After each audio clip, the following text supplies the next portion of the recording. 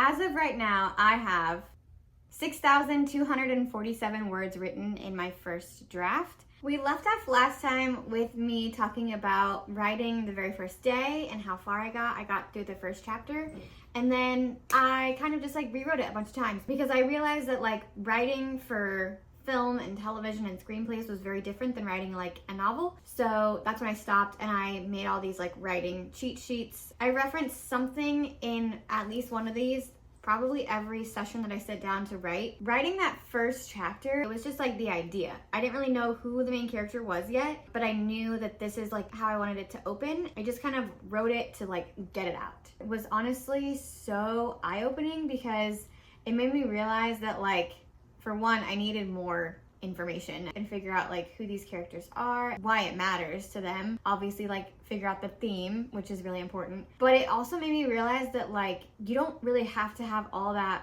planned out before you start writing. You can kind of like mix and match. You can start writing and then plan as you write. There's like the pantsers are the people who just like fly by the seat of their pants, write as they go, and like they fix it all in editing. And then there's like the planners, need to have like step-by-step, fully outlined. Writing that first chapter with like no plan in mind and just doing it and like being like, wow, like I did this.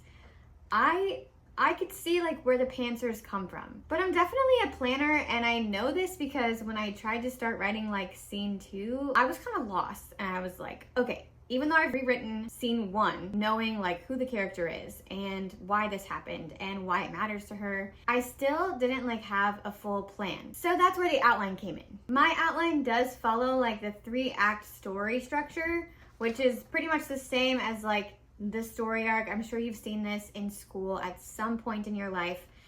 But it follows this pretty well, but it's a little more detailed. I created like a bare bones outline so that I can use for future books because, I don't know, this is like really fun and I really enjoy it. And I hope that this isn't like the only book that I ever write. I hope that I continue writing. The 3-act story structure that I'm using is just like the regular Save the Cat one. In that, you can kind of break down other parts to your 3-act story structure. I know that there's points to hit, but I've kind of separated within those points a little bit further so that way I can have like a little more detail. I've kind of like taken from Save the Cat from Abby Emmons, which I talked about her in my last video.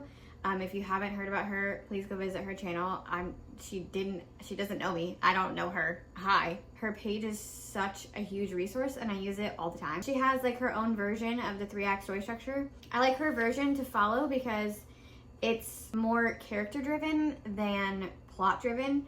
And I think characters are like the most important part of stories. Like if you think about any story you've ever read, you're reading it for the character, you're not reading it for like the plot usually. I found a murder mystery specific outline and it's very similar. It has 3 acts. It's just tailored a little bit to mystery. So I kind of like took parts and pieces from each outline template and kind of created my own. The outline is probably what's taken me the longest. I had to kind of go in and fill in like a lot of plot holes, like, well, why didn't this happen? Why didn't the police look at this person? I had to sit down and kind of like write out different plot lines and why this makes sense over this making sense, and fill in a lot of gaps before I could just sit down and like write an outline. Like I said, I started with like the opening image, and then that's kind of where I got my inspiration from. You can just sit here with me, that's okay. Huge distraction, this one. Writing a mystery, it's a lot easier if you know like who did it and why they did it, and then kind of working backwards from there. And that's kind of what the outline helps with. I have like the starting point,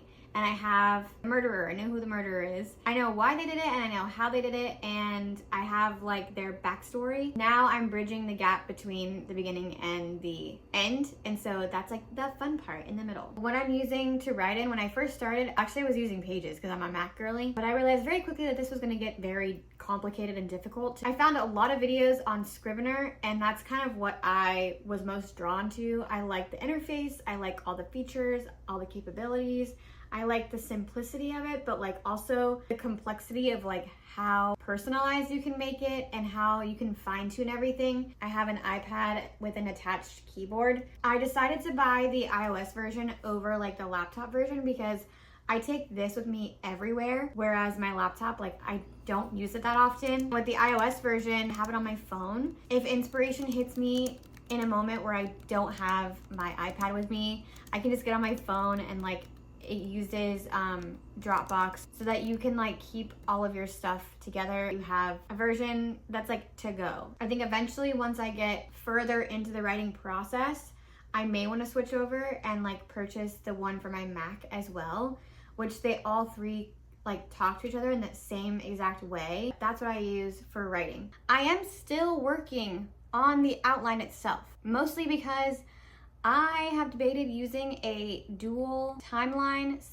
/ dual perspective. The present timeline would be from my main character, who's the immature sleuth in the story, and then my past timeline would be from the victim. It would be set in the past, moving forward to the incident now, and then my main storyline in the present would be in the present moving forward. So you kind of at the same time are getting two different journeys from two different characters, like the victim and the sleuth, how they mesh together, like how they know each other. Their journeys would be like parallel with each other.